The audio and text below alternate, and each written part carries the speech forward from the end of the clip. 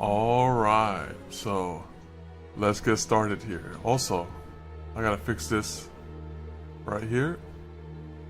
Okay, well, let me check this over. Maybe we gotta go over here. Yo, what up, Eric? How you doing? How you doing? Hope you're doing well.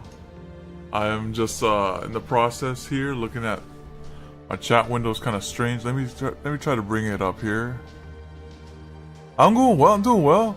It's just a very muggy side on the oh, there you go. Muggy side on the East Coast. I was like wondering, where did the chat go? Oh, let me show you this cool farm loop for the event. Oh, muggy means it's very humid and it's after rain as well. It's quite humid and it's gonna be raining all week, in fact.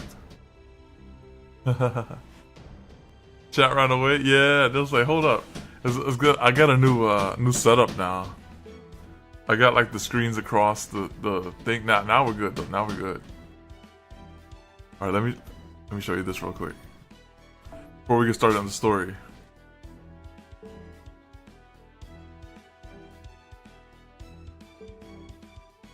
All right, let's go check out this farm loop. Oh, that's actually, yeah. Check this out.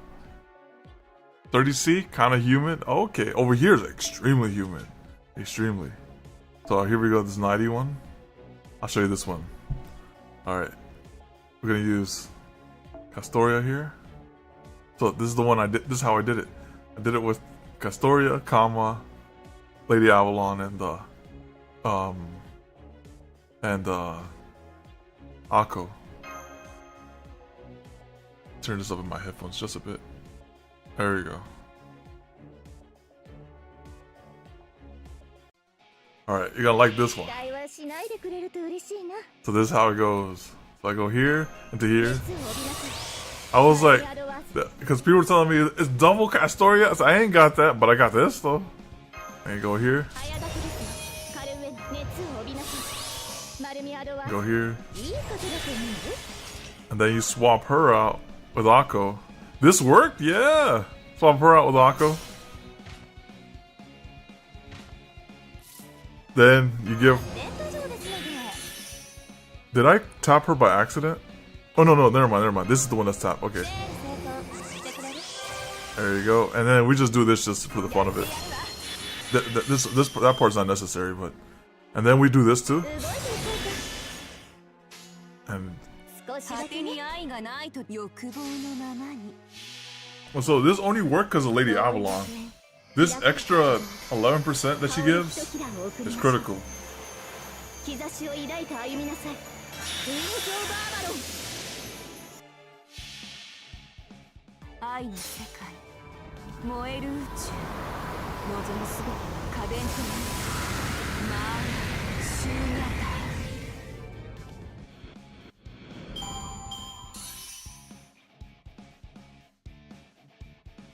And then I give her an attack buff here.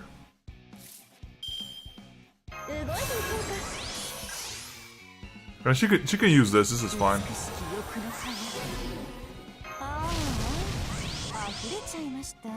She uses those two. And then we just attack from here.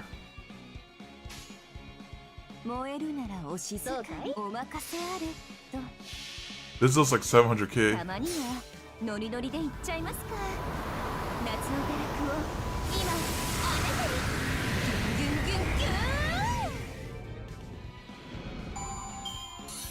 And look at that. Oh my goodness, 50% on the dot. And then the final.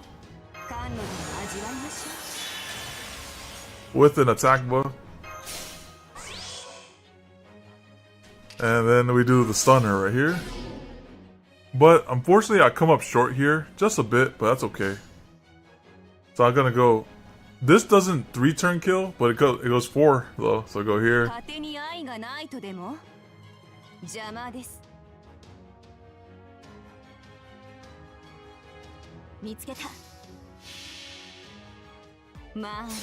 シューニャタ欲の残るは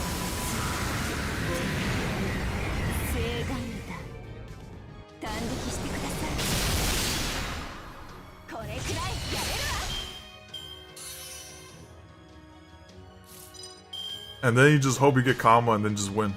お任せあれ Oh my goodness. これくらい余裕欲望邪魔ですあれね断撃してください触れ合いせーの Almost. It's some. If I would have MP'd, it probably wouldn't hit. But yeah, that's how it works for the most part. お任せあれと愛は痛いもの半人前の魔法使いにしてはいい活躍できたかもできたわよね I wonder if I would have had the 10-10-10 on the plot armor. Because right now plot armor is 9. Wait, what? Buster Loop? wait, where's unit with Buster Loop for me? Let me see. Yeah. Who has like a really good refund for Buster? For AoE? Any of these units? Probably Artoria, right? But I can finish leveling up her and get her to the 10 plot armor, because this is what I need here. This gives more damage, I believe. So this might be the piece that I'm missing. Basic and Buster doesn't depend on refund? Oh, okay. Basic star. Alright.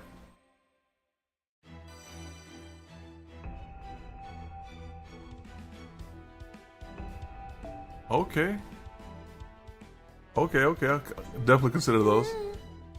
That's true, Buster would kill. Arts doesn't hit as hard, but yeah, that was pretty good. That was pretty darn close. It's start a pin max.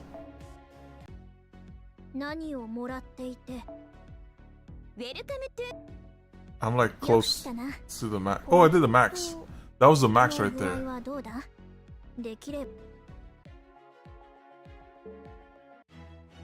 Oh, pin Sith Summer max. Okay. MP2.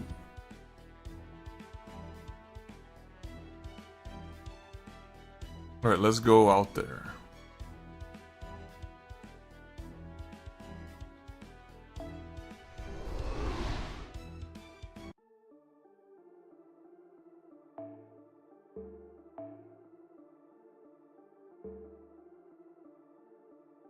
I did, yep.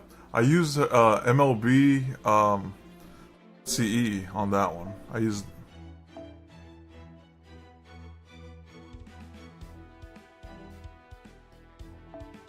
this one. The superb one.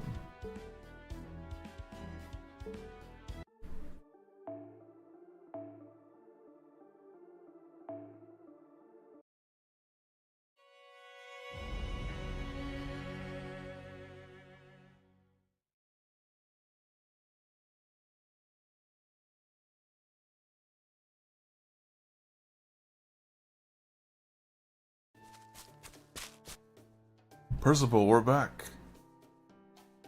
Hello everyone, I'm glad to see you're all safe and sound. Congratulations on another job well done, Alteria, Paragon. Just be right about the skill level? Like, maybe that's all it took, right? Was like level 10 plot armor from Akko, and then it would do like the perfect KO at the end. I think everyone in Britain must have heard the bell of pilgrimage ring. As your exclusive Knight Rider, I too couldn't be happier about this latest success. On a different subject, did you happen to pick me up a souvenir? I don't know if you remember this, but it was no easy feat for us fairy horses to transport you all from London to Gloucester in only half a day. Of course we remember. Here you go, 2-in-1 hair restorer and suntan oil. I found it at a shady looking hole in the wall. It's just one of many different magecraft trinkets being sold there now thanks to Alteria's previous escapade. Hair restorer. For a horse? There's no need to hide it.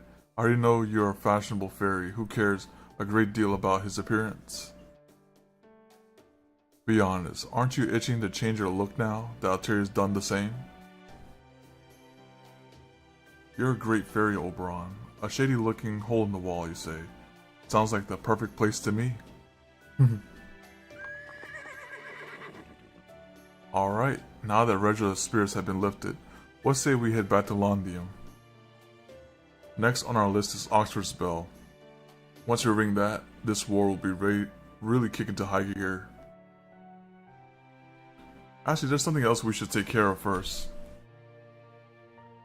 Would you mind if we change venues so we could discuss our future plans a little more privately? Oh, that, huh? Okay then, why don't we try getting into the woods over there, away from the highway?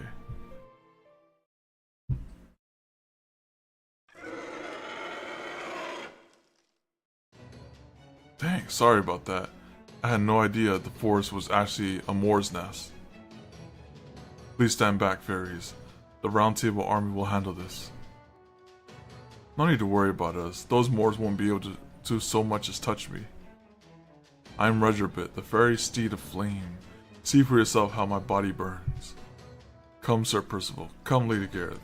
Let us demonstrate what the Knights of the Round Table truly aspire to.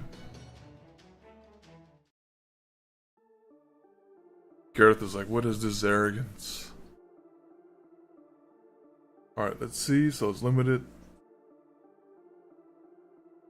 So we're gonna three-person farm it. Guess you got that Muramasa here. He said stop the Muramasa abuse. Alright, let me see. What else do we have here? What's over here?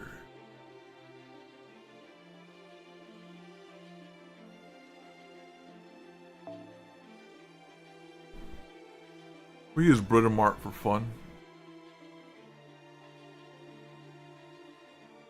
And we're up. Yeah, we use Britomart for fun.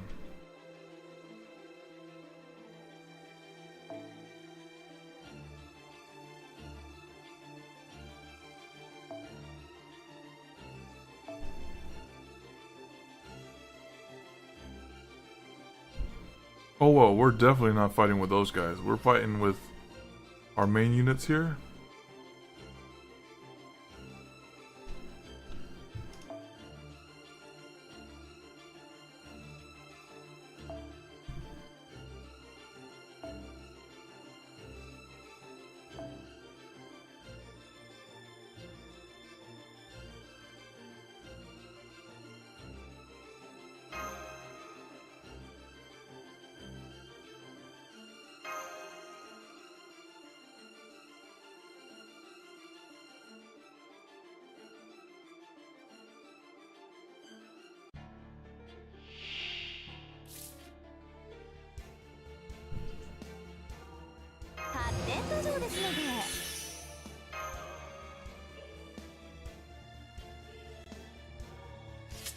Honestly, I'll make it quick and give her this.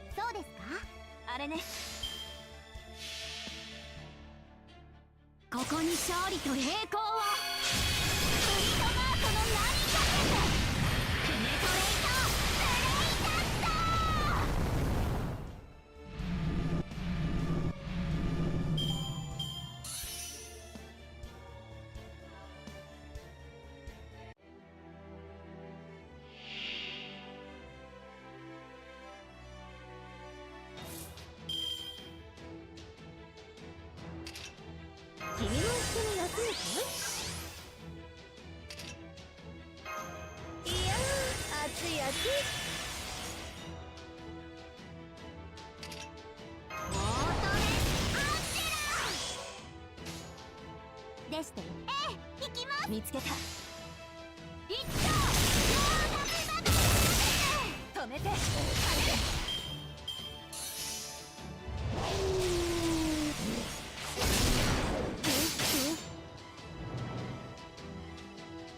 Dang, put her in that eternal slumber. Goodness.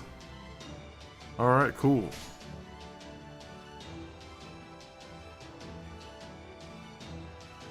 Wait, what? What? No, I was like, you know what? I'll pick your middle mark. I was like, I'll pick it just for fun. I was like, there you go. We barely see any of it.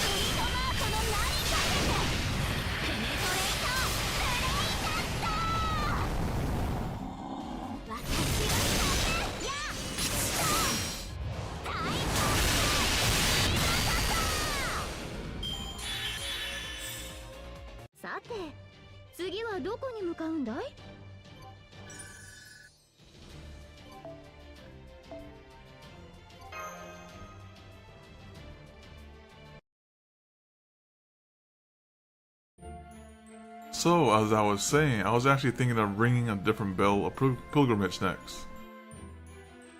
We know exactly where Oxford Bell is, and now that Woodwells is gone, we can ring it any time. So I propose that we head to Orkney next. Morgan is bound to be watching Oxford right now, which should mean Orkney is ripe for the picking. I see, that's a good point.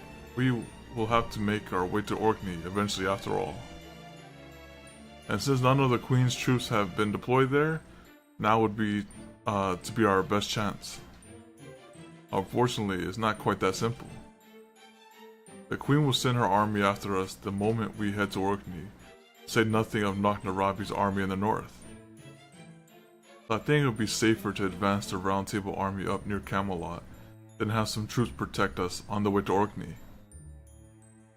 No, if we go there as an army, Maeve will mobilize her army in response. She's already gone on the record saying she sees the Child of Prophecy as an obstacle and Alteria as a rival. So if Alteria makes any overt moves, she'll have no choice but to get in our way by virtue of her position as queen.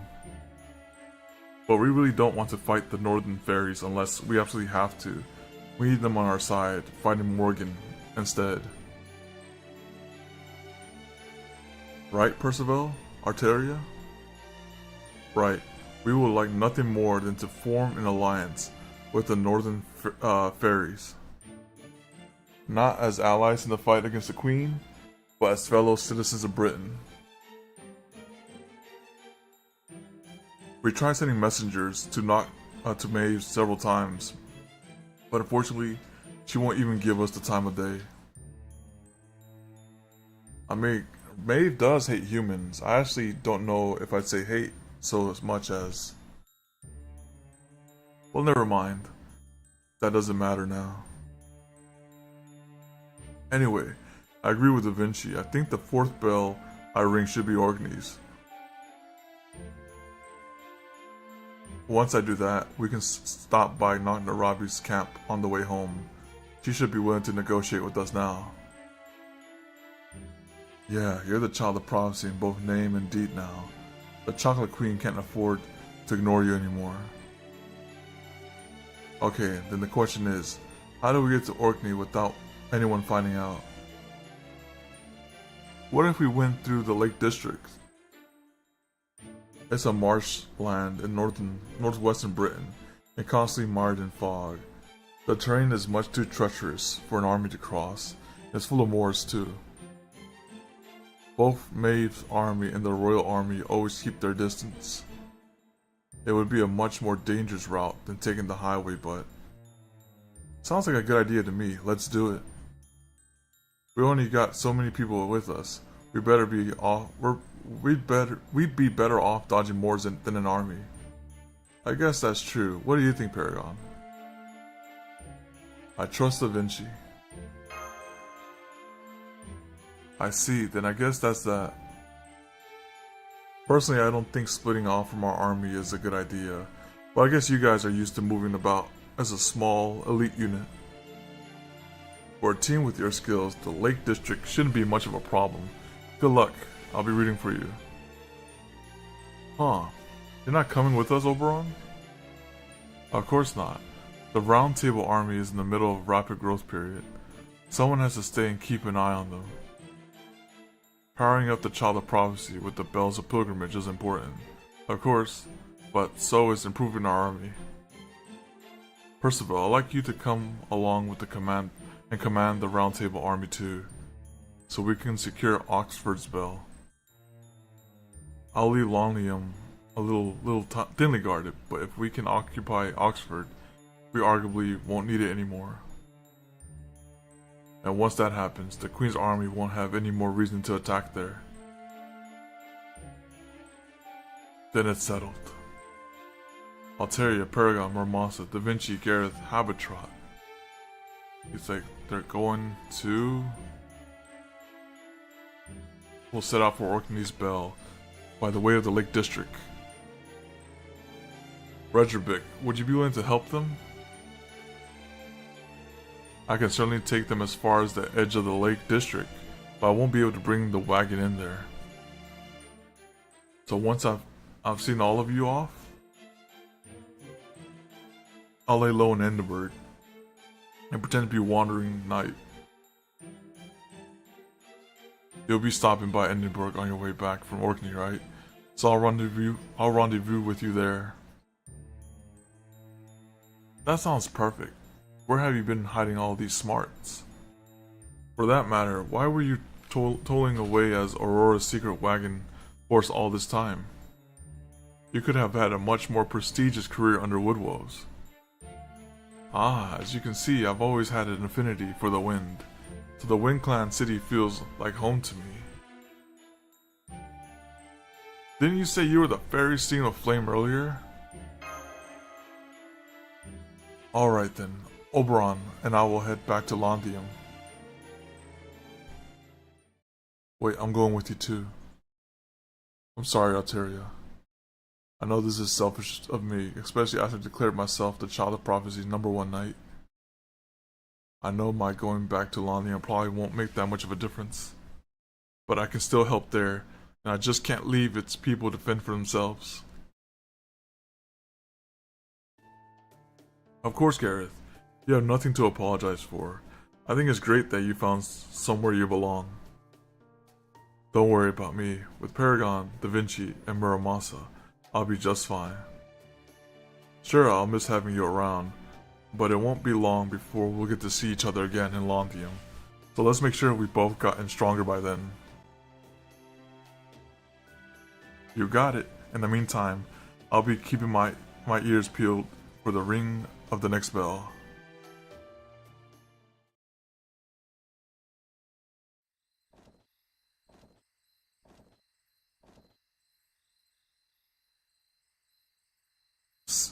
See you soon. Right, take care out there. Be warned, there's a ton of ash over on that far shore.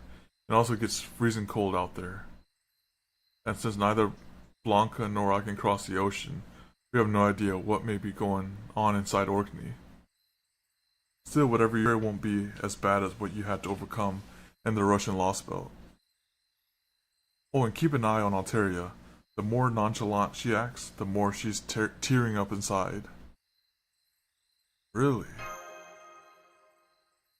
Yes, she's been through a lot, you know. I doubt there's a soul in Britain better at putting on a brave face. Don't always take what she says at face value. Make sure you give her the support she really needs. Once we run the Orkney and Oxford bells, we'll have to move faster than ever. So in the meantime, I'll do whatever is necessary to find out where the 6 bell is located. I would not be surprised if the 6 bell is located either inside the castle where Morgan is, or at the bottom of a pit with Kernunos. After that, it'll finally be time to face Morgan, regardless of how the odds are stacked against us. What's more, something tells me that even defeating her won't be enough to solve all our problems. There's something else in Britain, something cursing every living creature here. That's foreshadowing right there. Unfortunately, we haven't the least idea what it could be. Remember this, Paragon, we still know almost nothing about Britain's history. If we're lucky, maybe you'll find a clue as to how this world came to be the way it is in Orkney. And if we're really lucky, that clue may just give us the edge we need to defeat Morgan.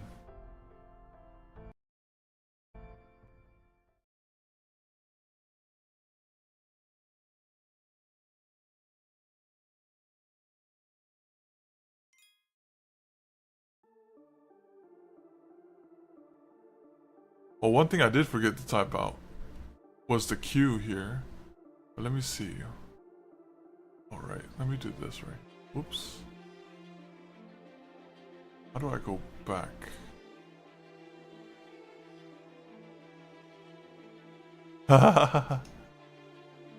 Alright, so it's just I go you and you. This and this. Alright, there you go. I won't forget that. Here we go. Let's do this. And this.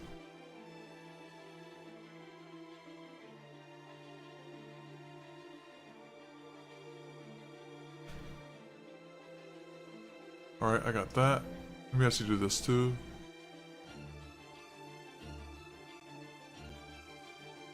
Alright, cool.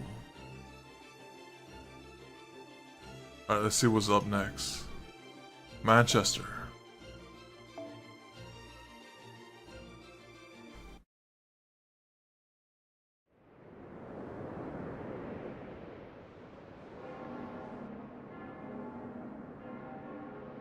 I hear a bell ring. I hear a voice, my voice, call to me in a dream that hasn't changed once in my entire life.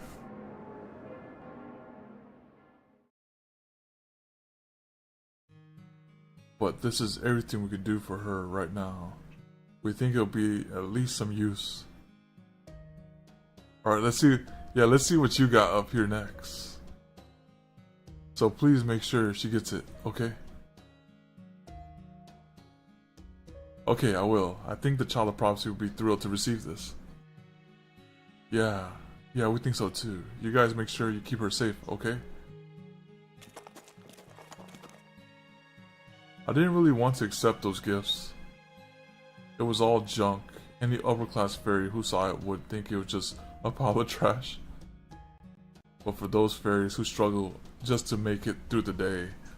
It was their most precious treasure. I could see their hopes, their feelings in those gifts, and I could see their future. I saw the hope they were clinging to.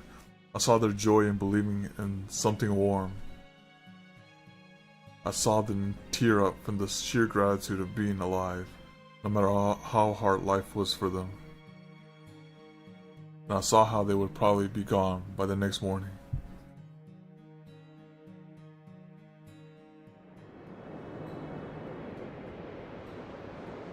The next time we came to Gloucester, those fairies were nowhere to be seen.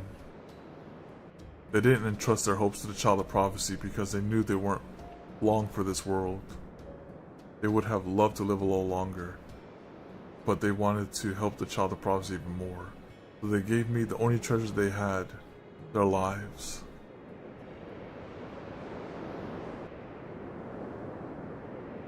I really wish they hadn't. So figuratively,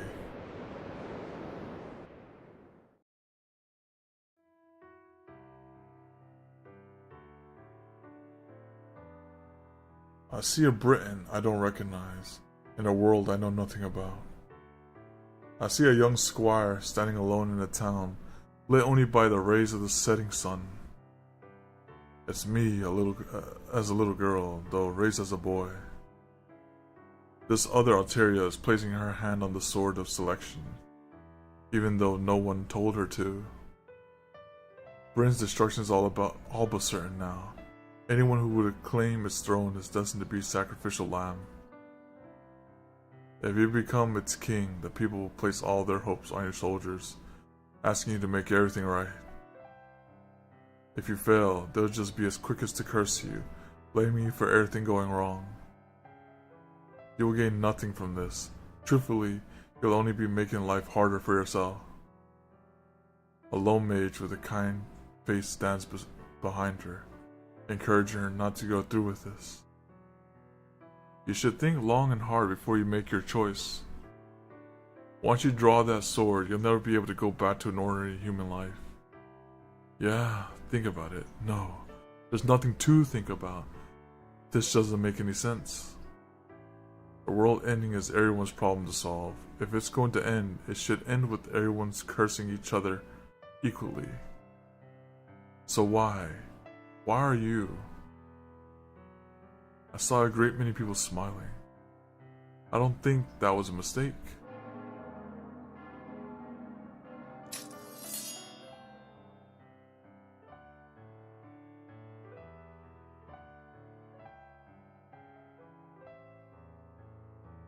And this is what happens as a result. A pariah to even her own knights and subjects, even after she rebuilt the entire country. Crushed beneath the weight of a world's hope, without ever knowing joy of her own. All she built came to ruin, and her trusted companions killed each other. Everyone she knew was dead, so she died alone.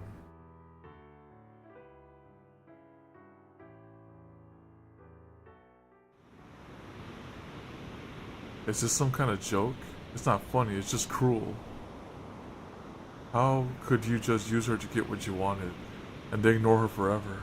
How could you forget her, like she was just some story you finished enjoying? Why did she have to do all that? Why did she feel like she had to? There was no reason at all for her to become king. It just seemed like she had the power to. I don't understand. I've seen her whole life play out now, and it hardly seems like something to aspire to. Why did it have to be you? Couldn't you just let someone else do it? The worst thing I could say slipped out my mouth before I could stop myself, while other self quietly turned around to face me and said,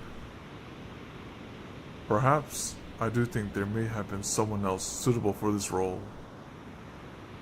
Then why in the world did you do this? Why? I think you know the answer better than anyone.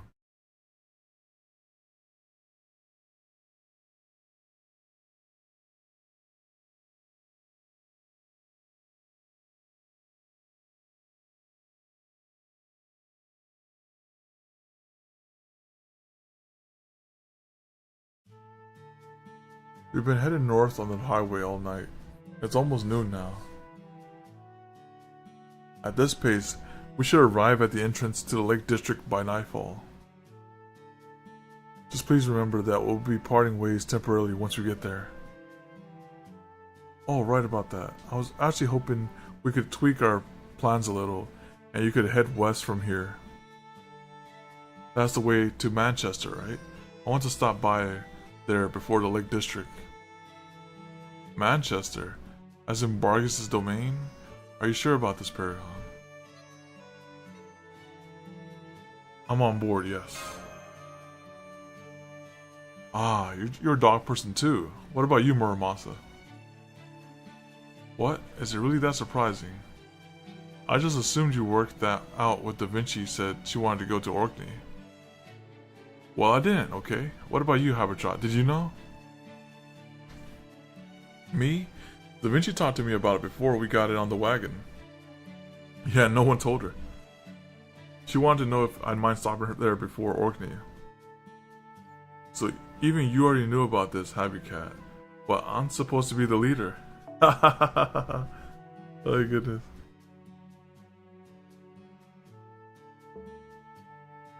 I'm sorry, Alteria, but even if you were on board with this plan, I didn't think you'd be able to keep it to yourself.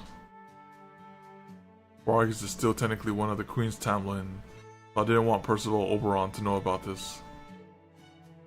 Good point. Percival was certainly worried if he knew we were stopping by enemy territory.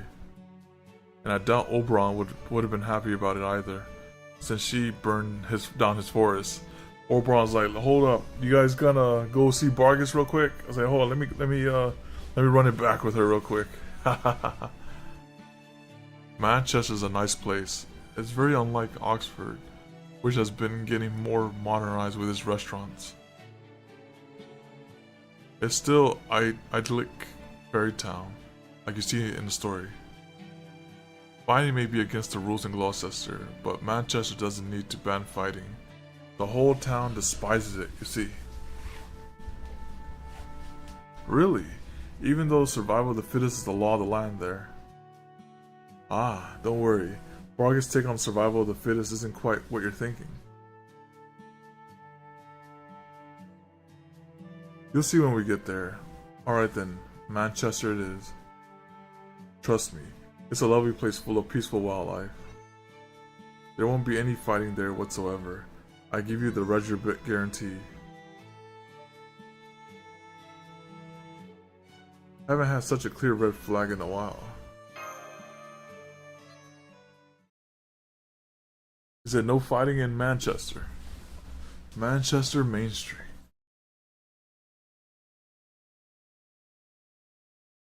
Inside a local tavern. Oh, you tourists look really strong. This is awesome. Get him. Like a Pokemon encounter. Is it no fighting? Next scene, there's fighting. Alright, let's see what you got here.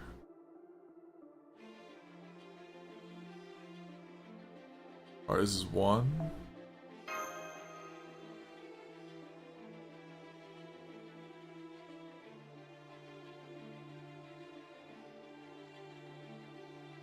Here comes two.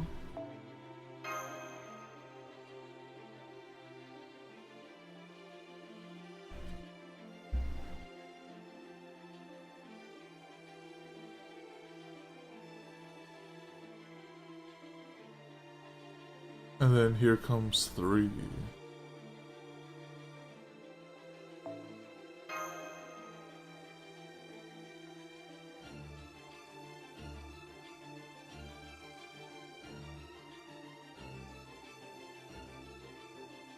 Alright, let's go back here then.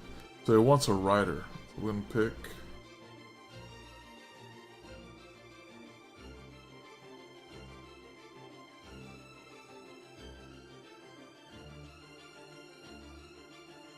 Dang, MP5 Suzuka? Wow. MP5.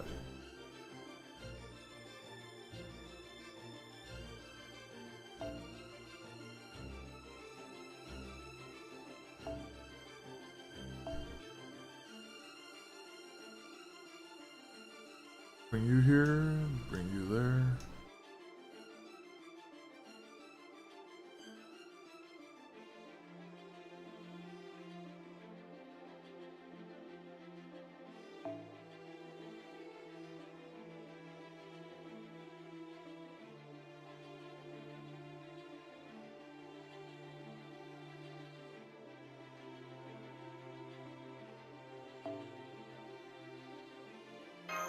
My guess they're not gonna be like any serious fight. It's just warm-up fights.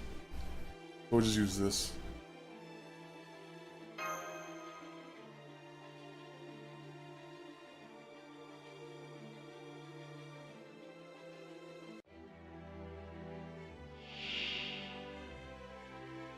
悔い改める機会は万人に与えられる。月が見ている。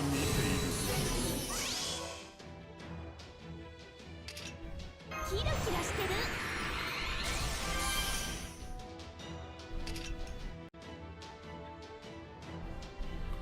That's 4, not 5? I thought I saw 5 on there. MP5.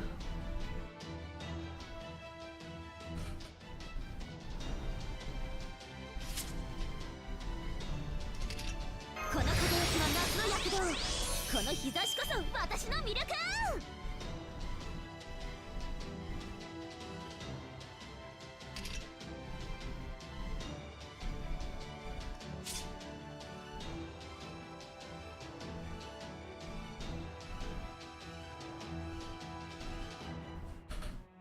She showed up more than anyone else that summer. Oh, you got, dang, 14? 14 of her. Oh, I understand. Oh, what? 14? That's a record. You gotta see like your spirit origin. See like, oh man, who I see like, and she's a 5-star, right? I think, or she a 4-star. I can't remember. By the way, that's crazy. That rate was crazy.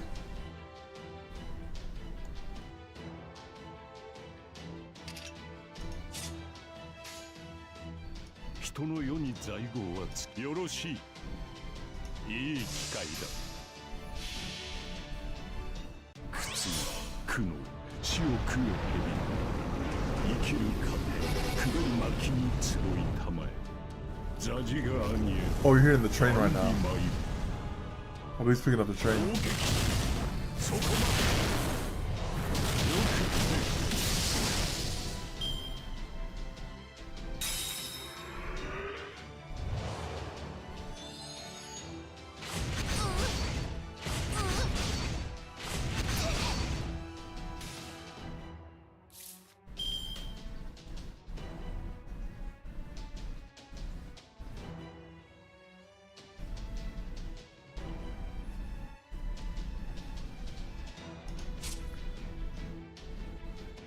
Alright, AoE, definitely welcome.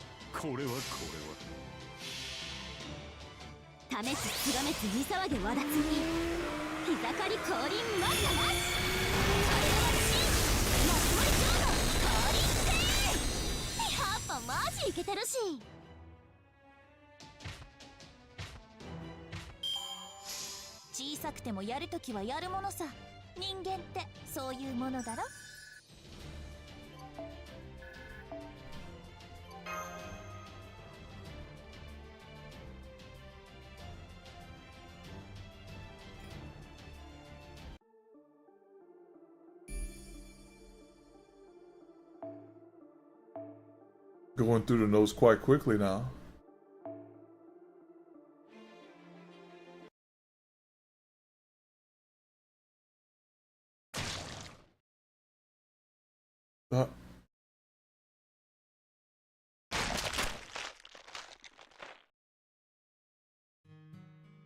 It's the same dream I had several times before. I'm crying while blank that remains of what used to be my lover. Oh, eating? Oh wow, they censor eating. Wow. They're delicious. I'm so happy. This is wonderful. It hurts. I'm heartbroken. This is madness. Predation is in fact of life for the wild creatures. It's natural for us to seek out others, love them, and become one with them in order to survive. Living by the law of the wild is also a source of pride for me. I'm blessed with an exceptional spirit origin, even for one of the Fang clan. As one who was born strong, I have a duty to govern and protect the weak. Yeah, that is kind of yikes. I have to be strong. I have to eat the strong so I can grow stronger. You see, my rules are right. I only love the strong. I eat those I love so that I become even better wild creature. That is my lot in life. That is how I have had many strong meals, so I can defend Britain and protect the weak. But deep down,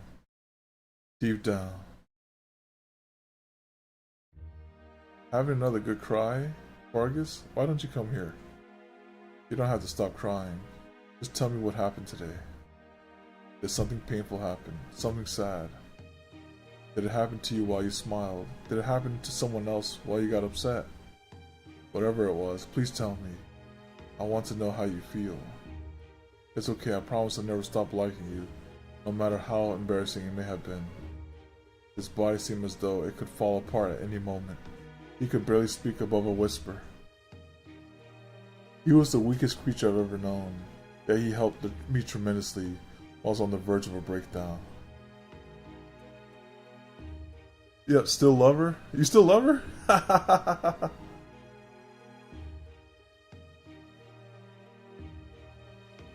You know, there's nothing like a funny story to cheer you up in hard times. Why don't I tell you another tale of your favorite knight of the Round Table? I'll tell you a story of a Flotsam that drifted here as a changeling. A florid, proud, and slightly somber story. A story of the brave knights you always looked up to. The knights of those stories were not compelled by anyone to be righteous. They were born righteous. They were proud. They were wonderful. They protected the weak and did good deeds wherever they went. They may have only stories from another world, but I still admired them more than anything. Even though a despicable fairy like myself had no right to do so. But whenever I shared my trepidations through my tears, he always responded with a gentle smile. There, look out at the garden. Those flowers you planted have grown beautifully. And I see you planted another one for me today, so that I can enjoy them even though I can't walk. Thank you. That's so kind of you. I only hope that one day you'll be free of the pain you carry in your heart.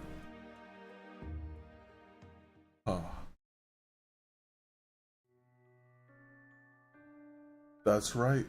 Her love runs true and deep. And with every new relationship, she's certain she can prevail over her need to consume. Oh, it's like the hunger. It calls. She has never succeeded. Now she's at her limit. No, she reached her limit long ago. I don't know how many times she thought of putting herself out of her misery. But despite that urge, her strong sense of responsibility forbids her from taking the easy way out. So she loves with the guilt of devouring her lovers, and as penance continues to protect Britain as it tears her up inside. She's an example to all of us. That's why I want to help her any way I can.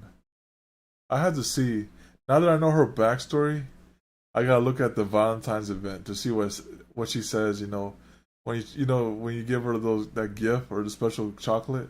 Here you go, Vargas. Let me see What do you have to say about this? You're the only fairy possessed of true nobility. It would be a tragic loss for you to take your own life. So let's make a deal, Vargas. It's still a little too soon for you to take on the curse, after all.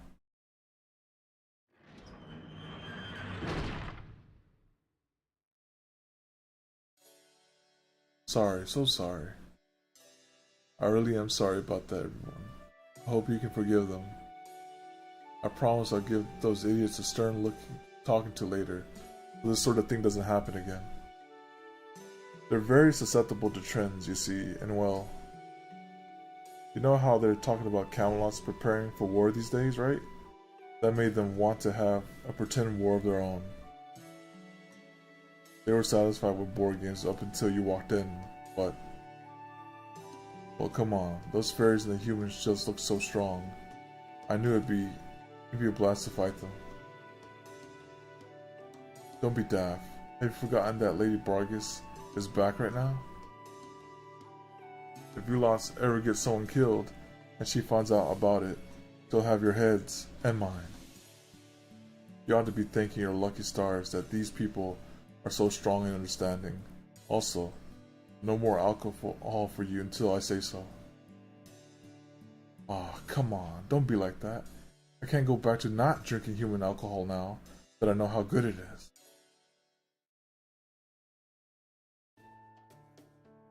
Well, Regibit, care to revisit your Regibit guarantee? That's strange. I distinctly remember Manchester as a town bursting with smiles, kindness, and violence. Don't be silly, there's no violence here. The rule of Manchester is survival of the fittest. Aw, she looks just like the fairies we saw in Wales. I'm Jenny. I was just born near here recently. I see, that explains it. So you must not know much about Manchester yet. Do you happen to know where the Lord's house is, Jenny? You mean Lady Vargas? Sure, it's over that way, at the end of the big road.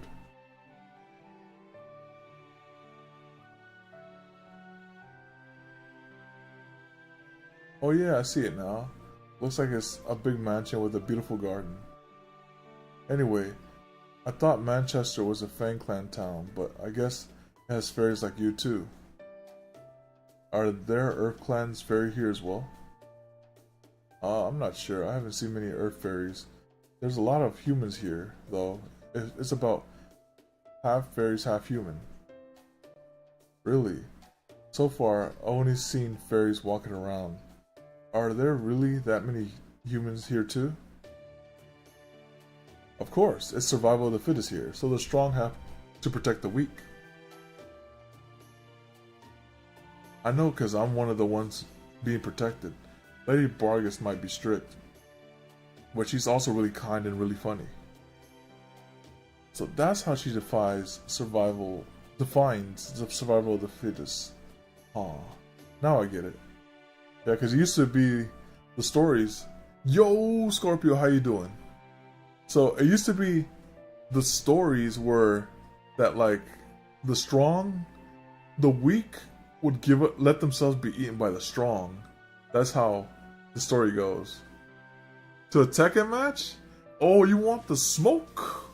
Okay, I could probably arrange a little this Saturday. Okay, yeah, this Saturday. Yeah, I could run a couple rounds. The smoke. Oh, you may need somebody? Okay, yeah. Alright, you're throwing down the gauntlet in chat, okay. Alright, let's go right here. I had my suspicions given what we've seen of her. But it does look like to Vargas, survival of the fittest ain't about the strong preying on the weak. That's right. She's been like this for as long as I can remember. The strong should only eat the strong. The weak aren't worth eating. So they must be protected. You say that all the time. Okay, now seems like a good time to ask about this. Oh, you're joining us too, right, Savage? Did you know Vargas when you were kids or something, Alteria? Of course not, don't be silly. I mean, you saw how Vargas didn't even recognize me, right? He said absolutely, and with the hand emoji. Nope, certainly. Haven't known her a long while. No, sir. In fact, I don't know a single thing about her. Nothing. Might as well get Atney in there too, right? Oh, I don't know about Lady Vargas. She's back at her mansion right now. Oh, it's Yo-Yo? You on your own? Okay. Everyone in town keeps congratulating her over coming back to visit her new lover all the time. Wow. Are you kidding me? All her talk about being a proud and noble Tamlin, and she still has the time to keep her lovers? She doesn't know her backstory. What a tragedy. Vargas lover. I don't even want to think about it. You can't take what rumors say too seriously. It's not like she ever confirmed any of them herself. And even if what they say is true, that's between her and her lovers, right? If they're all okay with it, who are we to judge? Well, a true love or not, crimes are crimes. But this is also the land of the Fae, and we know different areas have their own, very different rules. Still, now that we've come this far, we can't leave without seeing her. If you're scared, Retrobit, it's okay. You can wait here. Besides, we're the ones who wanted to talk to her. No, that's okay. I come this far with you, and I'm not about to part ways now. Besides, I can't help it if she sets her sight on me as her next dish. That's just a burden someone as popular with all ages as me has to bear. She'll eat a horse and become strong as a horse. So if things should take a turn for the worse, I can at least be a meat shield for the rest of you while you make your escape. Now come, let us be off to the demon's lair. I'm certainly not afraid of any horrific fairy-eating black dog.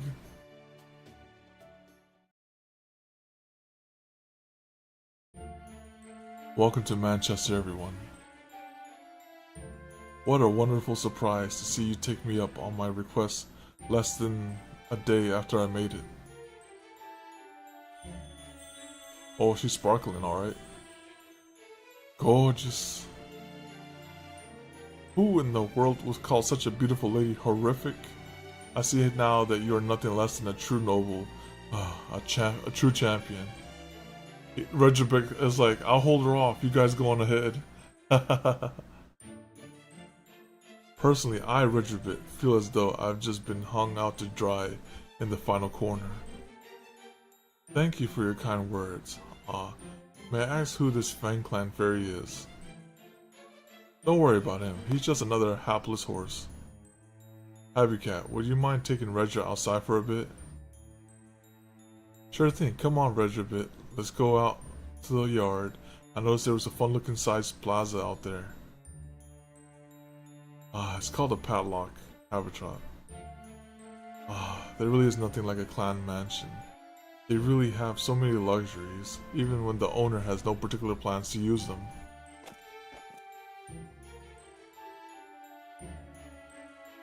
I see you're still wearing your dress today.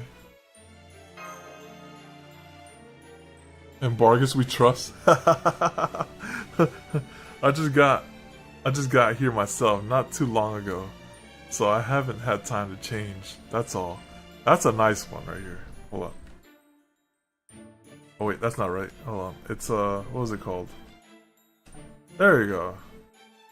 Nice. Anyway, I'm glad you let us in here without even patting us down. Ascension 2? That's a pretty good ascension. Now that we know for sure you don't mean to fight us, we can relax and get down to Vargas. Maybe I should get that one. That ascension. I'm afraid you are mistaken in that. Well, I certainly bear no ill will. As you can see, I do have every intention of fighting you. Oh, a fight again?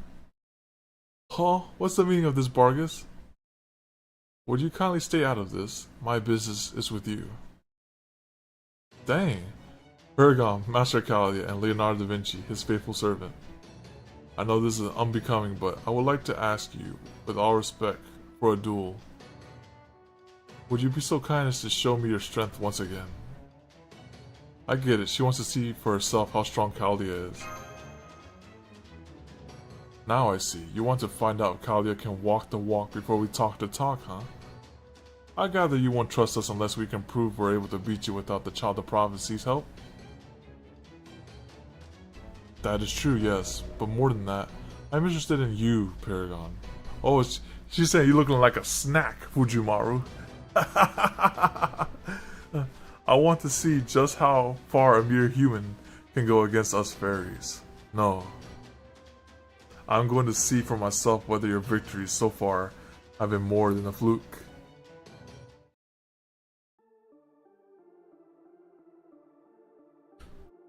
Alright, let's see if he pops up right here.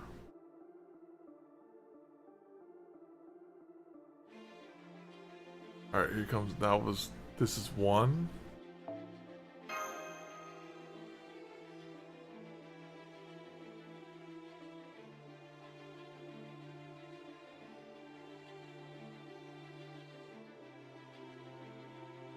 Here comes two.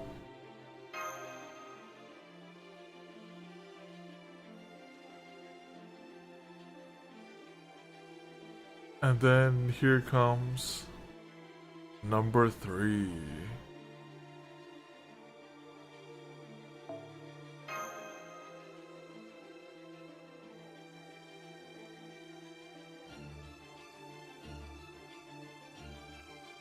Alright, we'll go with Asakura here next then.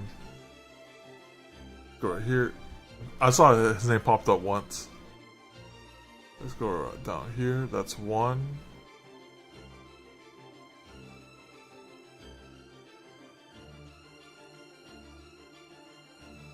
Here comes two.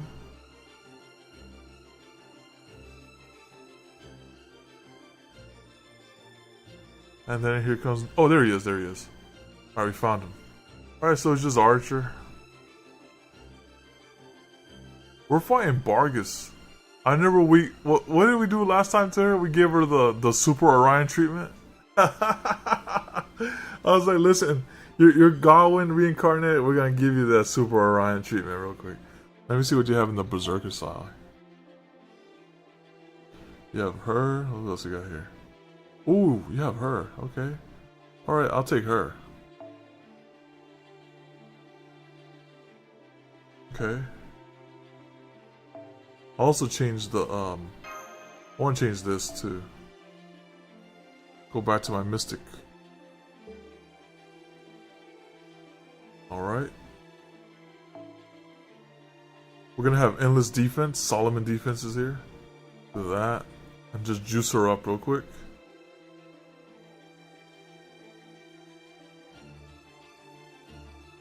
We have a lot of ways to defend ourselves.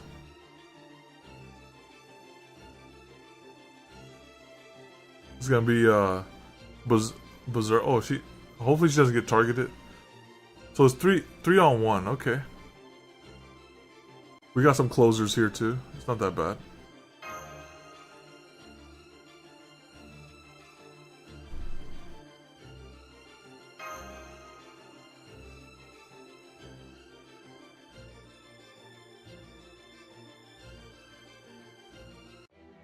For the saver, yeah. Oh wow, that's a tall mountain to climb. 3 bars. Okay. Yo, welcome. Yo, you know, on the radio, right? Welcome back, Delante. Hope your trip was good. Was good, you know. No bumpy ride, none of that. All calmness.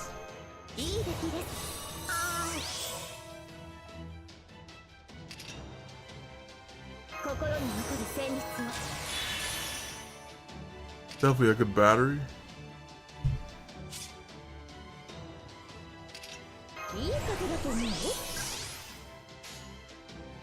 I'll just give her this.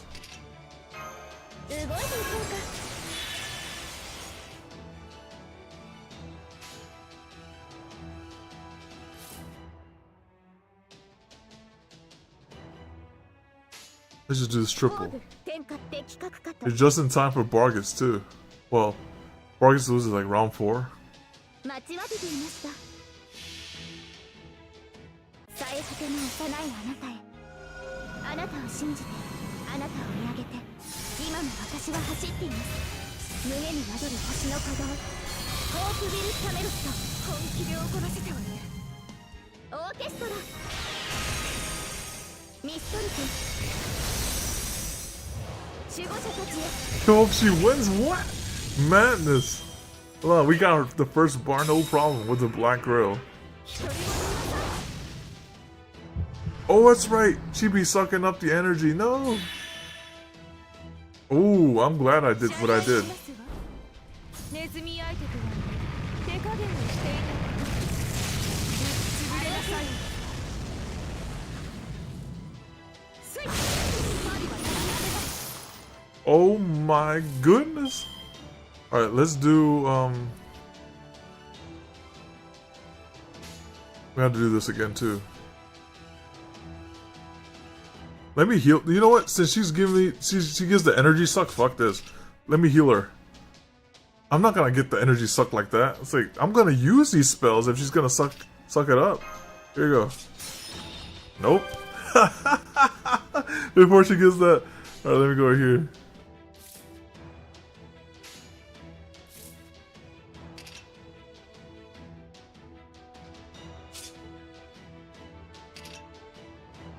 And before she hits me with that combo breaker, I'm gonna do this too.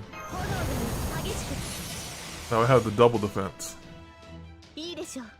的確かと待ちわびていました。黒金の城、神域の技。円卓は空席なれど、清掃にほころびはなく、楽園から離れようと、グゼの童話は今も確かに本気で怒らせたわね。羽のように。一等両断、星のような輝きを。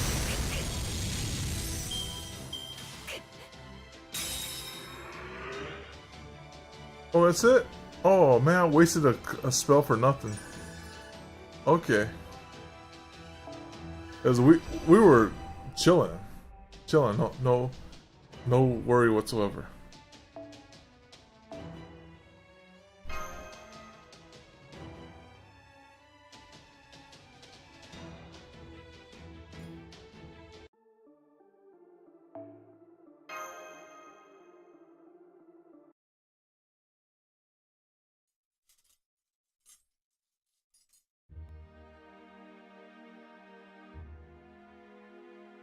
One minute we're fighting, the next we're enjoying a veritable feast. Whoa, these gonoshis are so good. I love how versatile potatoes are, no matter what world they come from. These oysters are amazing too. I was a little shocked when they came out on that huge plate piled up to the ceiling. But dang, if I couldn't eat these things forever.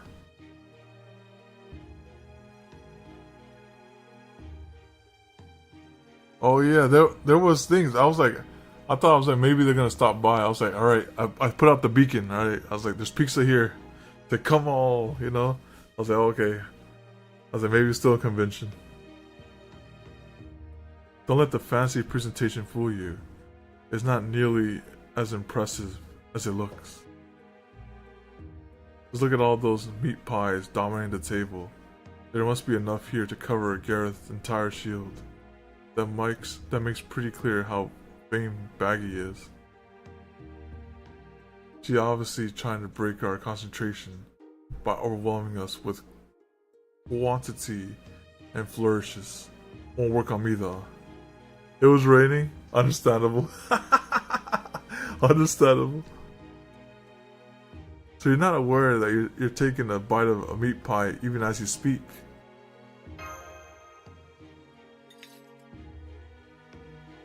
Oh man, this really is good. There, I changed back to my usual armor now that I'm done with both fighting and cooking. I do hope you like the food. I apologize that I couldn't make anything more than these simple dishes. Normally, I would have my chefs do the cooking, but I had to give them a leave of absence as part of my house arrest. You mean you made this all yourself? That's right, but it's nothing too impressive. I merely imitated flour-based human culinary techniques and drilled them into me. It's far cry from the gourmet cuisines they serve in Camelot. Ah, is that so? I didn't think you, Tamlin, were so domestic. It must be hard being the lord of the hick town like this if you have to do your own cooking. I don't understand. Shouldn't everyone who plans to get married someday be able to do all manner of housework?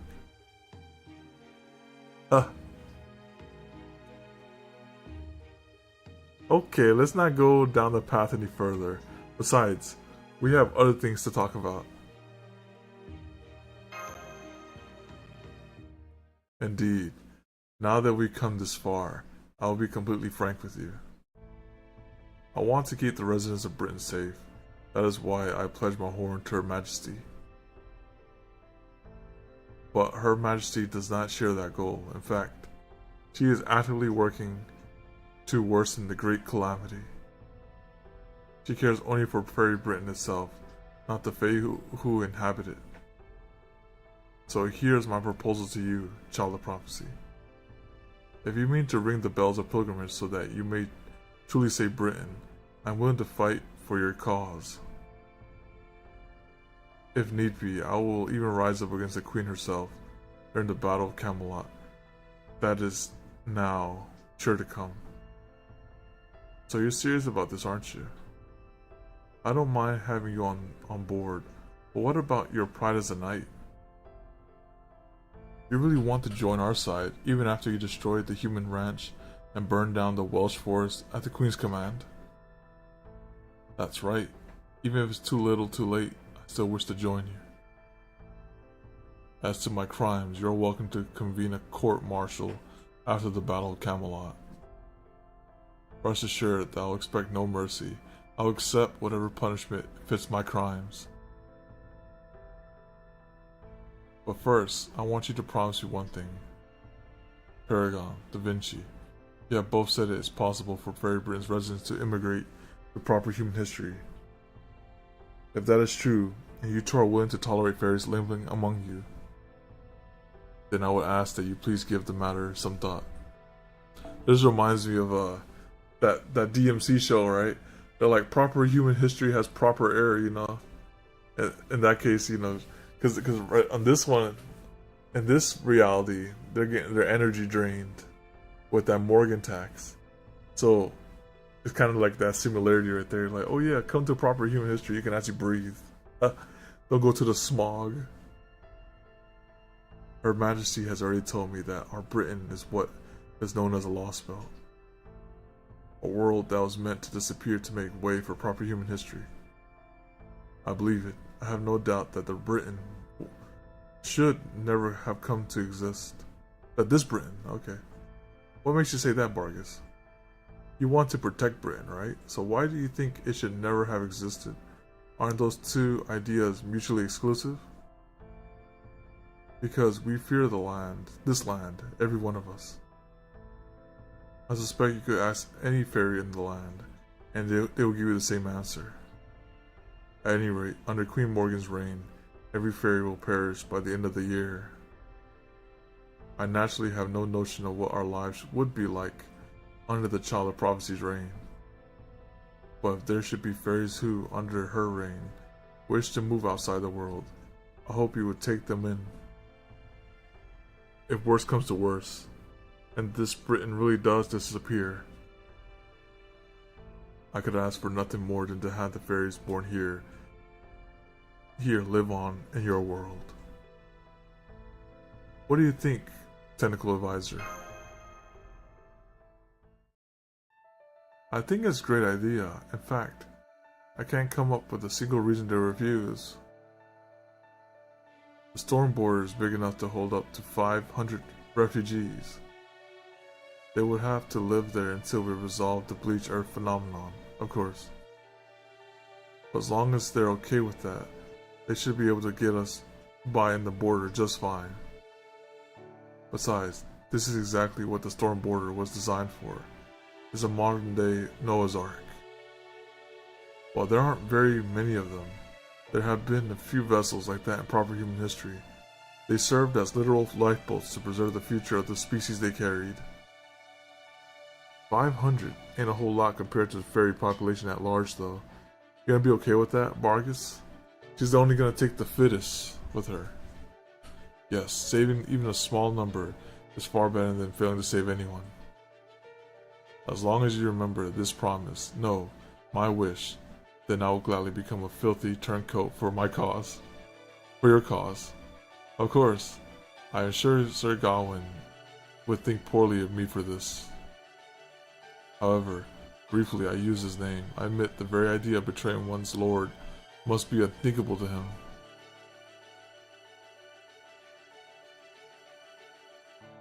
Wayne would have some choice words for you, but he'd also be proud of you. I see. So he really would scold me. But I have to ask, are you sure about this, Vargas? Never mind the politics. Are you sure you can trust us, your enemies? I'm sure. You said something like this before, right, Paragon? Even if the world is about to disappear, you didn't want to let what might come tomorrow ruin today. And you were exactly right. Instead of worrying what might happen tomorrow, I should focus on what I can do today. Those are nice words. Alright, I can't possibly turn you down at this point. Forgetting for a moment how in the world I'm going to explain this to Oberon. Be like, don't kill it, don't take her head off, we still need her for Camelot.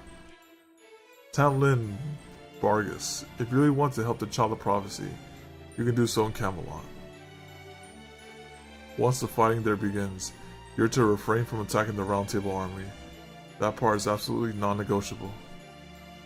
Aside from that, well, if you feel like neutralizing some of the Queen's army for us, I'm not going to stop you.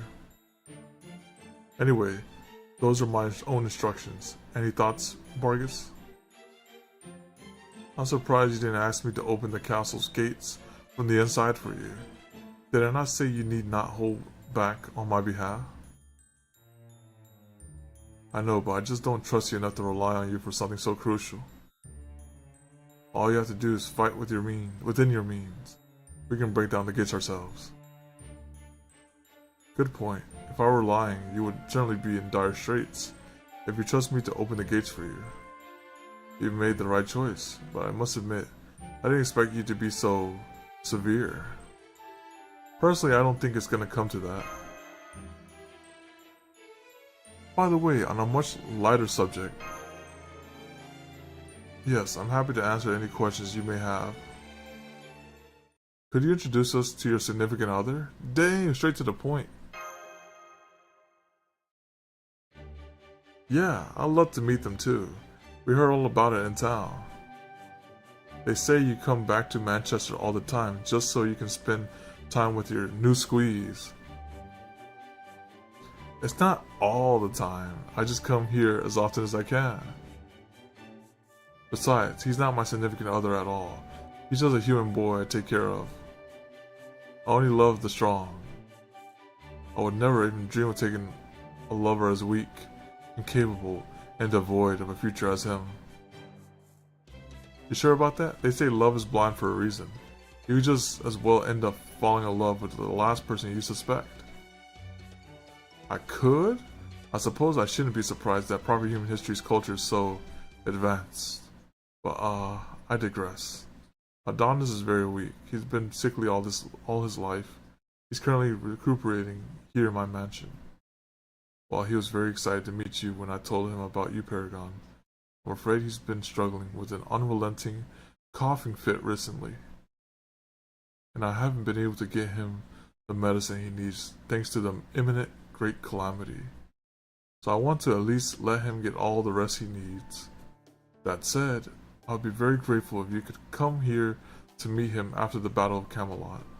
I may not be able to come back myself, but I know you all would get along very well. Gotcha. Sorry for the uncouth request. I guess fairies aren't the only people you want to keep safe. Of course not. I may not hesitate to discipline uneducated humans, but even that is no more than the basic training humans need to survive in this world. Fairies and humans are two halves of one whole. You cannot treat them separately. Protecting fairies means doing the same for humans. Well, this has been a really productive talk. I'm glad we stopped by Manchester.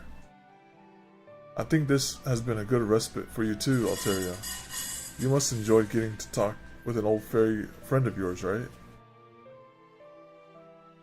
Sure, you might have been acting huffy, but you clearly also enjoyed the meat pies, seeing how you ate so many. Ha! A respite? Hardly. That wore me out even more than acting the part of the child of prophecy around the Round Table Army. Now we're done here. Let's get going already. We still have to make it to the Lake District by nightfall. The Lake District? I see. So you're going to Orkney. There may not be very many moors up north, but each individual moors there is stronger than what you are accustomed to.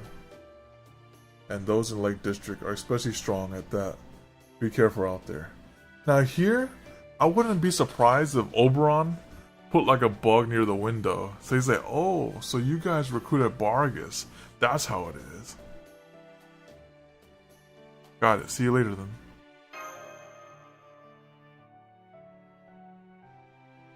What is it, Bargus? Still got something on your mind? Yes, I was just thinking about that relationship between Paragon and his servants. You told me about during our meal. Her Majesty has told me about servants as well. Servants are spirit beings that are retrieved from the chronicle of human history, a place beyond time known as the Throne of Heroes. They come into being when their master summons them for a particular purpose. These servants then stay by their master's side, and should their master die, they vanish. Do I have that all correct? Pretty much, yep. Why? Then it doesn't make sense. What? That a servants obey a master when the master's weaker? I wonder about that too, but no. That isn't what I'm talking about.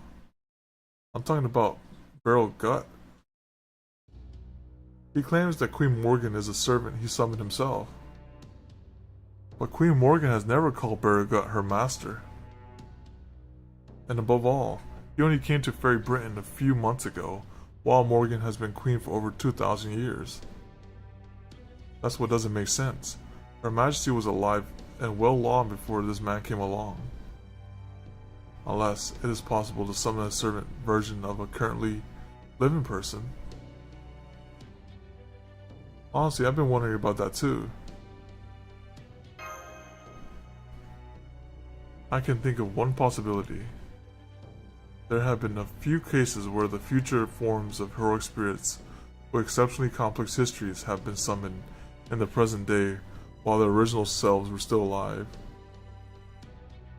And since in proper human history, Morgan was known to have 3 separate personalities, it could be that one of them was summoned here. But of course, if that were the case, it would also mean there are 2 Morgans here in Fairy Britain. I don't suppose you've seen any signs of a second Morgan, or even heard rumors to that effect. No, I haven't. There's only one Queen Morgan, and she is not a servant. I have served Her Majesty for 200 years. I'm absolutely certain she is a fairy. That's why I wish to ask you about this. Is this Beryl Gut truly Morgan's master? I don't think so. For some reason, Morgan calls him dear. Or say Anata.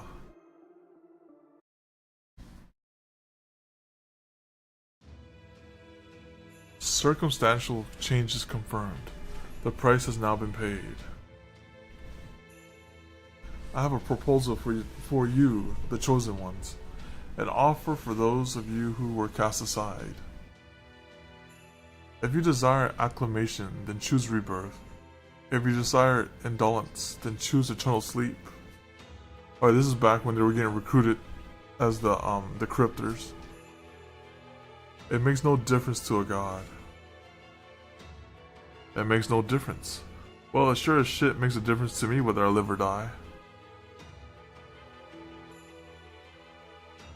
Living inevitably means struggling, while dying takes those struggling right off your plate. I've always preferred to keep things simple. I can't even dance if I got too much on my mind. Acclaim, power, the future of humanity, being the best version of myself I can.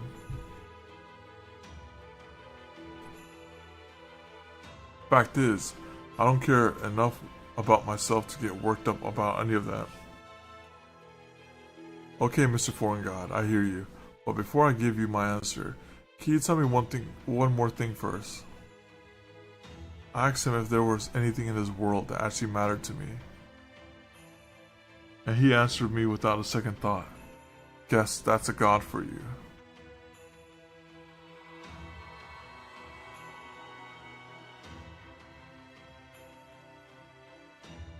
Christadia? Hey Christadia, so you made it back to life too, huh? He was like, I was the one who brought you guys back to life.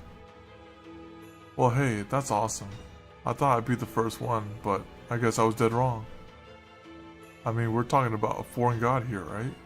One who say he's gonna refute all of human history? I figured the only ones who jump on a sweet offer like that would be me, Pepe, or David. Not at all. I have as much desire as the next person.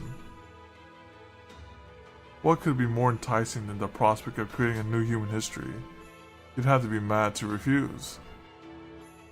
Well dang, I stand corrected, so you're finally showing your true colors, huh, Udine? I mean, there's been times before when I couldn't believe the stuff that came out of your mouth, but still. Anyway, you got a real nice smile now. I like it. It's a big relief. That smile says, I'm gonna abandon all humanity to their deaths so I can be the king of the next world.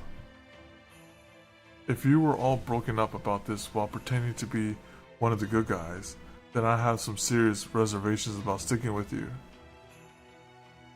Huh, do I really seem that different now than I did before? Nope, you don't. That's why I'm so happy about this. You've actually been off your rocker this whole time. Oh well, at least I already knew on some level that the members of Team A misunderstood me in many ways. Huh. Hey, don't get all gloomy on me. I like this new you. So, what do you want me to do, Woodine? You're the team leader, right?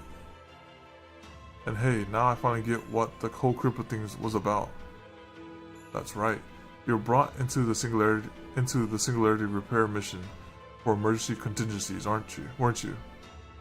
You know about our little secret Sirius light and how to use them.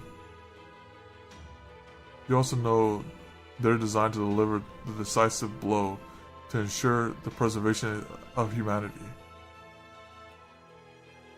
When the foreseen singularities appear in the 7 points in human history, we expect them to. I thought only me and Marsbury knew about the Sirius lights. Guess you did too, huh? Or maybe the foreign god told you? Either way, you sure cut my work out for me. Well, you guessed it. I'm the cleanup guy. It's my job to dispose of anyone thinking about deserting their post. So what are you gonna do with me now? Gonna kill me here while we're all alone so as not to wreck team moral? No, I think your ruthlessness could be useful. I want to use it. Eventually, everyone from Team A will be resurrected and assigned a Lostbelt. From there, the foreign god will give us each a ticket to potentially become the king of the Lostbelt in exchange for growing or Lostbelt's Tree of Emptiness. And I would like you to tear your ticket up. You don't mind, right? It's not as though that ticket will actually be good for anything. However, you can't be reckless about it. You'll need to do it in secret, while making it seem as though you're still giving it an honest try. Also, that was his mission. Oh, hang on. You're telling me to betray the foreign god too? And what was that about tearing up my chance to become king of the world? Are you shitting me? You'll be assigned the Isle of Britain. I took the liberty of choosing it for you.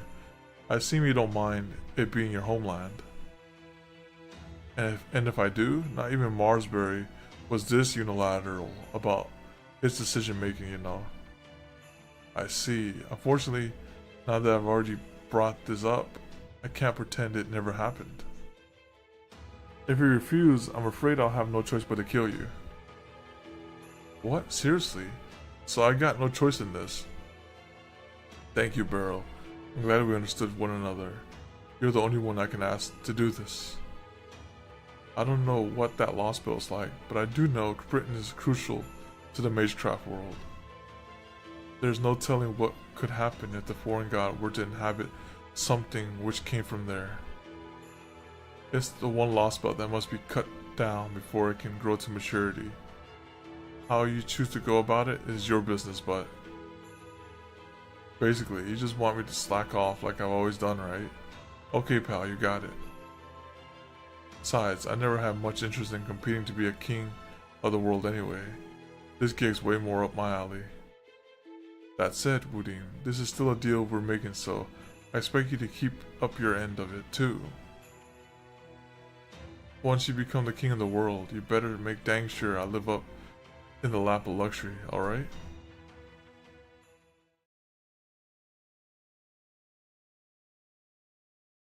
Crap, there really isn't a dang thing here, is there?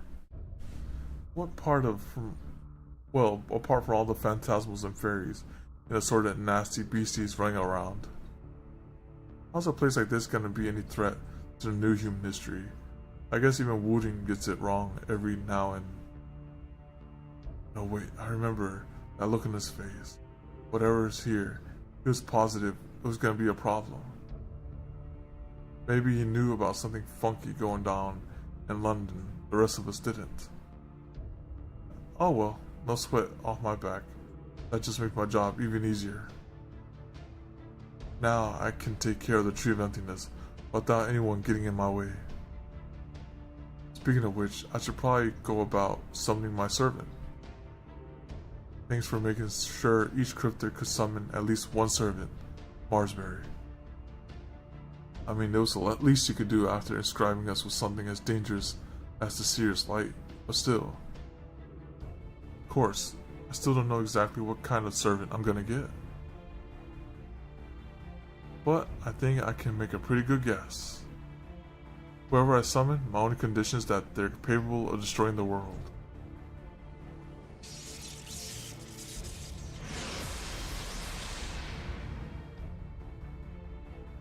I am Morgan, the Fairy Queen, a ruler. I've come in response to your summons. You there, descendant of witches, are you my master? And just like that, he just casually pulled an SSR. Ah, that was a good nap.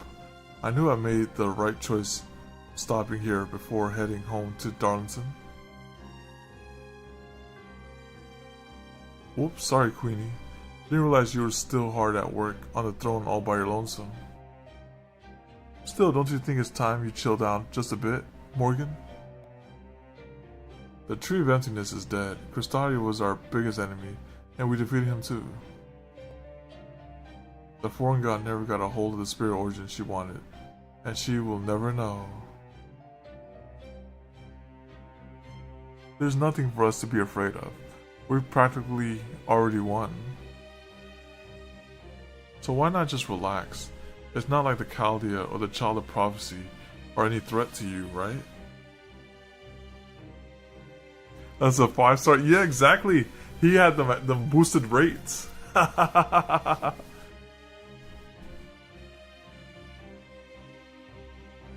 Of course not. I have never considered either of them to be my enemy. My only enemies are the humans who once rejected me, and the Isle of Britain that will reject the fairy Britain I've created. Proper human history itself is my enemy, and so I will not relinquish my throne until it has been truly, utterly destroyed. Know this, Barrel Gut. The fault of Bowen Sith failure in Gloucester lies in part with you. Dang, getting blamed. If you are so inept as to be unable to babysit a child, I'll be forced to reconsider your position as both my husband and master. Dang. Tell Bobby Sith she had her final chance. Rip her. I have clearly been too soft on her. This time she'll learn to carry herself in a manner befitting my heir. Whatever you say, Morgan, she'd be a lot happier to hear that from you, but I guess that's too much to ask. You don't really love anyone, so there's no chance you allow an heir to take over for you. Man, I always feel sorry for Bobby Sith, being adopted by a woman as cold-hearted as you.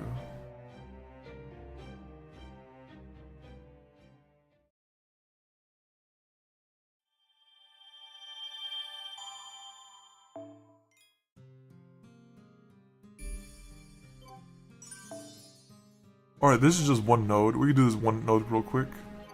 Let's get in there.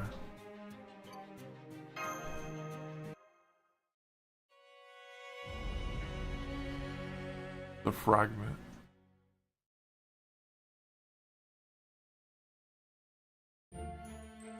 After the incident at the pit, Mash and Ask began investigating ruins all over Britain. That's right, this is after Mash got spooked by what was at the bottom of the pit. It's like, oh my goodness, it's Cronunos. Their only leads were the stories passed down within the Mirror Clan, and the murals left by the Rain Clan. And so they set out from the west to east on a great adventure in search of written records left behind by humans. Between running into Moors, getting attacked by Antilondium fairies, and fighting the occasional giant monster with Ask, felt like it. Things weren't easy. But when all was said and done, these travels became lovely memories. Of course, it helped that Mash was always so strong and awesome no matter what. Hey Mash, didn't you call me by some weird name when we first met? The Habitrot. I guess I did. I'm sorry, the Habicat. You look so much like someone else I knew that it just slipped out. Really? There's someone out there who looks just like me. What are they like? You do tell them, Mash, they actually know how to knit and make dresses. Tear down this Tatra. I only spent a little time with her, but that was enough for me to know she's a wonderful person. She's brave, kind, and dependable. And she spent a lot of time in her workshop making all sorts of clothes. Her name is Habitrot. She's a very happy fairy who wants nothing more than to be friends to brides everywhere. Whoa, so there's a fairy like that in the future, huh? I guess her name does sound a lot like mine. Maybe it's a fake name like Ask. Maybe she's trying to cover up her true name. That's enough, Mash. You agreed not to tell us too much about the future, remember? You're right, I'm sorry. I thought it would make Tatarot happy. I didn't stop to think about what I was doing. She's initiating the butterfly effect. Gotcha. You can be pretty careless sometimes, huh? Mash, I'm sorry too. Still, I like the idea of being a friend to brides everywhere too. That sounds like a great life for me. Well, they had a lot of conversations like that, so I thought I'd include one for posterity. Anyway, the search through ruins lasted about 5 months. They didn't learn much, but they didn't give up either. They kept dodgily pursuing the threads of Britain's history, and eventually arrived at the Priestess Prophecy. It was Britain's first prophecy of destruction, a curse left behind the first human, the priestess of the enshrined deity. Oh, is that Baba Sith? That's one of her skills, like enshrined deity. It predicted there would be 4 major wars named after the 4 seasons, but the War of Winter had not yet happened. They never did find out what it meant. Really, all we got from our expedition was a lot of fun memories. And while I know I've already written this down several times, let me remind you once again that this took place in Fate Era 400. Now, there were only a few days to go until the coronation at Londinium, which would decide the fate of all of Britain. And as one of the key figures in that coronation, Ask needed to return to the castle soon.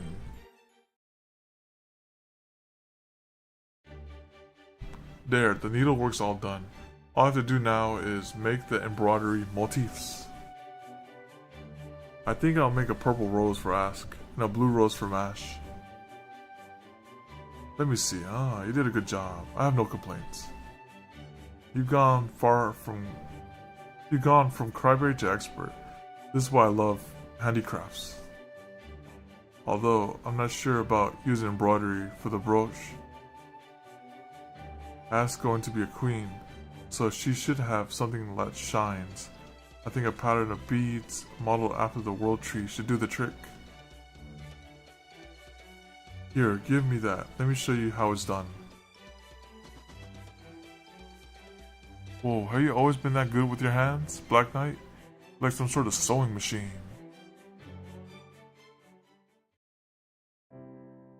Tatra has changed so much since she came along, Mash. It's all thanks to you. Yeah, I remember Mash told Tatra something inspirational. Oh, that's right. It said, Tatra, write down in your journal about what you learned, because Tatra has a terrible memory. We've been together for hundreds of years, but I've never seen this side of her before. I really am a terrible friend. I was so caught in the fighting, I never even noticed what Tatra was going through, and she always been there for me. Oh no, it was nothing. I just happened to be in the right place at the right time. That's all.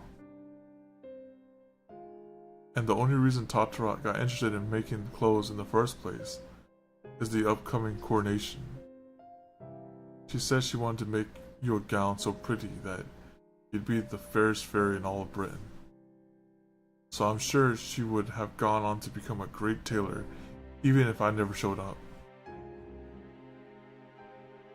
Ask? Alright, I think you deserve to know at least a little of how I really feel. I'm no savior, Mash. All I want to do is keep Britain alive. But she's a fraud. I no longer have any intentions of saving all of its fairies. Or of protecting humans like you. Huh? What are you saying? You're protecting everyone. I've seen it myself. Here's the thing, Mash. For the last 3,600 years, I've been dispelling the calamities that appear every 100 years, and the great calamities that appear every 1,000. Before, when I said I would let the fairies handle the aftermath and go to sleep in a coffin, well, it wasn't the whole truth.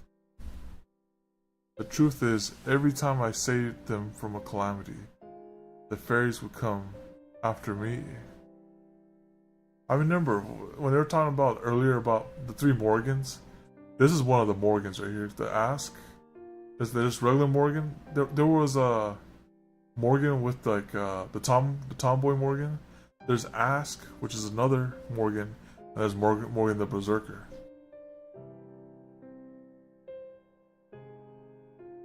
I've never known a moment of true peace. The only thing I could ever do was run for my life and hibernate for years at a time. I'm sure that, at the start, I really did want to build an ideal nation. But not now, not anymore. Every time I decide to work harder and finally get it right next time, I only ever end up having more stones thrown at me. I've been imprisoned, crucified, beheaded, drowned, burned. The only thing that they haven't done is poison me. So by now, I stopped putting my hopes in fairies. My only companions are Tatarat, the Black Knight, and Wardenek. I'm not sure about Uther. Even they only see me as an important tool, nothing more. So I only fight to protect Britain for myself. It's the only place I belong. That's why I'm going to unify the fairies and give humans the right to build a kingdom. That's the Britain I want, the sort of story proper human history would never allow.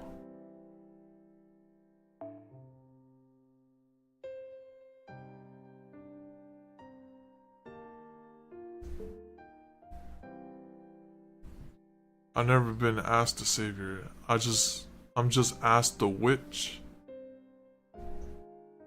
But surely that must have been at least one good fairy, right? One who believed in you and understood you. Wasn't there even a single fairy you genuinely wanted to help? No, there wasn't. Not a single one. That's why things turned out this way. Mash, you came here from the era of the High Queen. I don't know which faction you belonged to in that time. I can never know, for if I did, that would change what happens in the future. I've been vacillating for a long time now about whether to kill you or save you. Wow. But I don't think it matters now. This is the Fey era, a history entirely of the Tree of Emptiness is making. And as long as the tree exists, anything goes in this Lostbelt. This is before the age of Burl. So Beryl cut down that tree probably. No matter what may be added to his world, he'll simply adjust his history to match. Things don't have to make sense in a world with a Tree of Emptiness. The reason Morgan was so cavalier about using the water mirror to send things back in time to the Fey era is her awareness that nothing which changed in the Fey era will affect the start of the era of the High Queen. Oh wow, that's a flex right there. They're like, listen, I could send you back in time and I will still be queen to this day. So you're saying worlds created by trees of emptiness can tolerate a fair number of discrepancies without falling apart? That's right. That's why I'm here. The Fey era is the last point in time where things can be so wibbly wobbly. The moment you spoke of the era the High Queen had a flash of insight as to how the future must have played out. She must have used all the magical energy stored inside the Tree of Emptiness to transform this Lostbelt into a singularity. I still won't know why she chose to do that until the time comes, of course. But in the meantime, Mash, can I tell you that you can only exist while the Fairy era exists? In 400 years, at the start of the era of the High Queen, you'll disappear whether you're still alive or dead. Oh wow. You do understand that, right? Yes, I arrived in Britain in the year 2019 of the era of the High Queen. That means we have to save Mash before the Queen's era. Go back in time and save her somehow. Since I didn't exist in that era before that date, when the Tree of Emptiness dies. I swear, just because Fey era history can be changed, that doesn't give her the right to send every problem.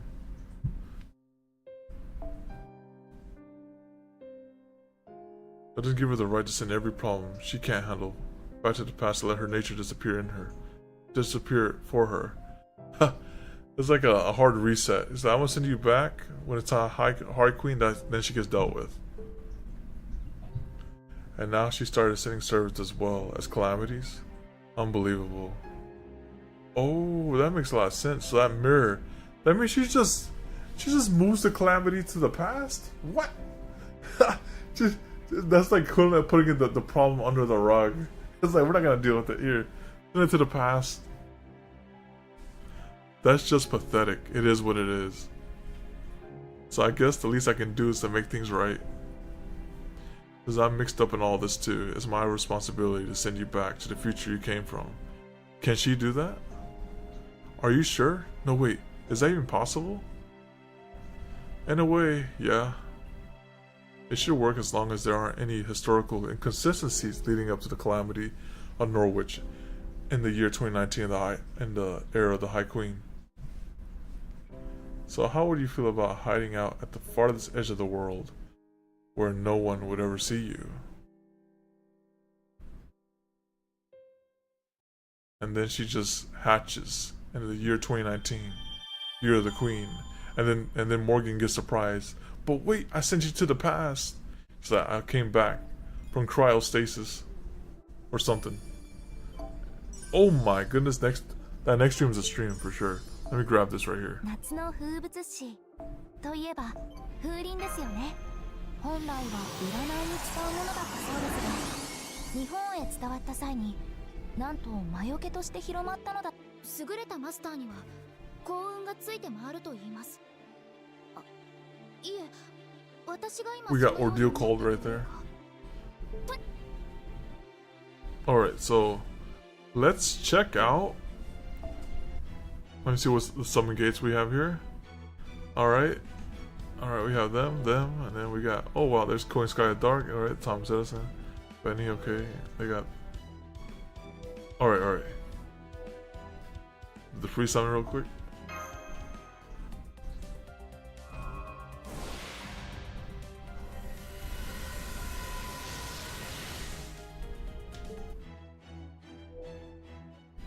Okay, for this one leaves.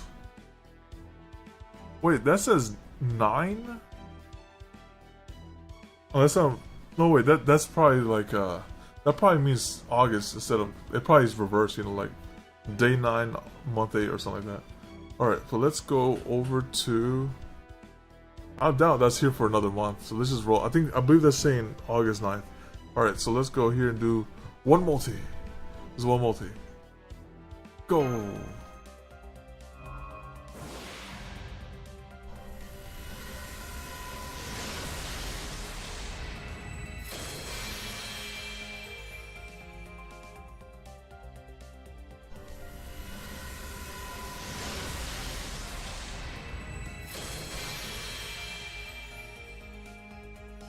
New CE.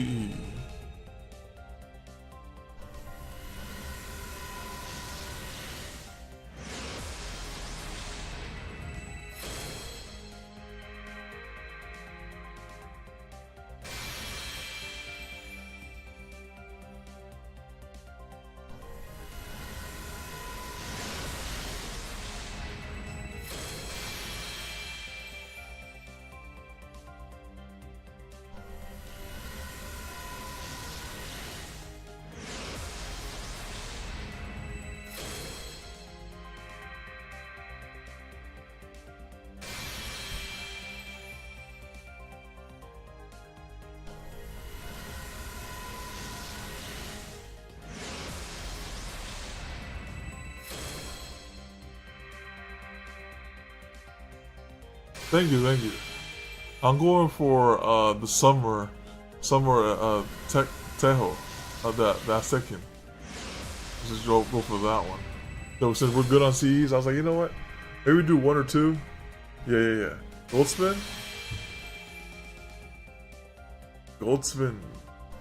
Oh what? It is gold spin.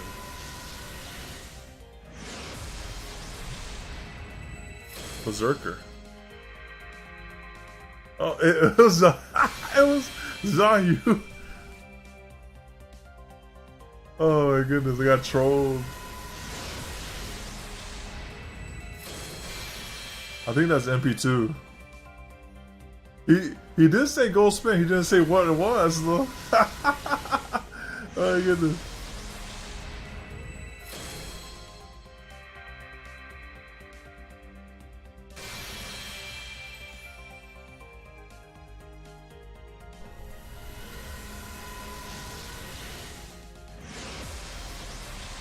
It's like gold spin.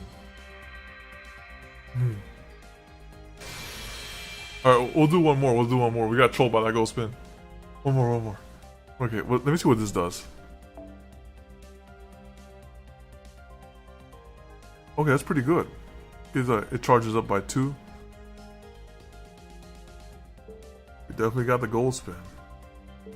Alright, go! Cheat it! Run it back. Alright, we're running it back.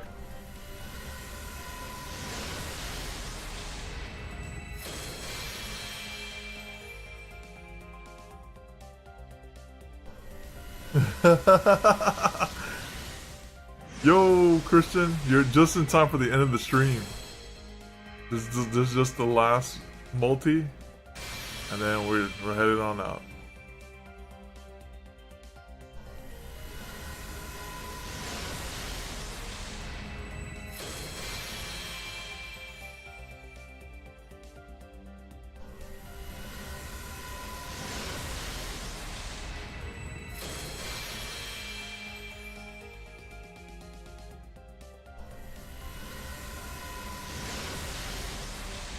Yeah, every Wednesday at 6:30 p.m.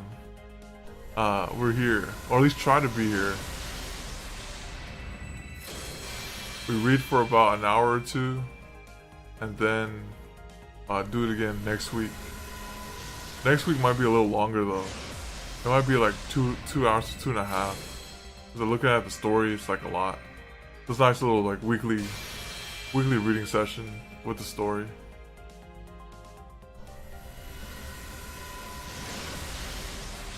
Alright, thank you.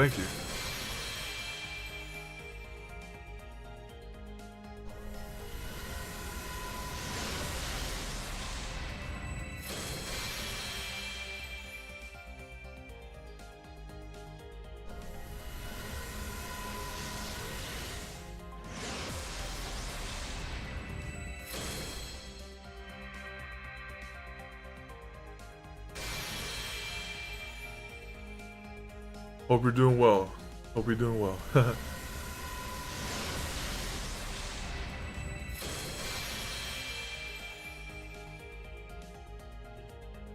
Alright, that brings us to this.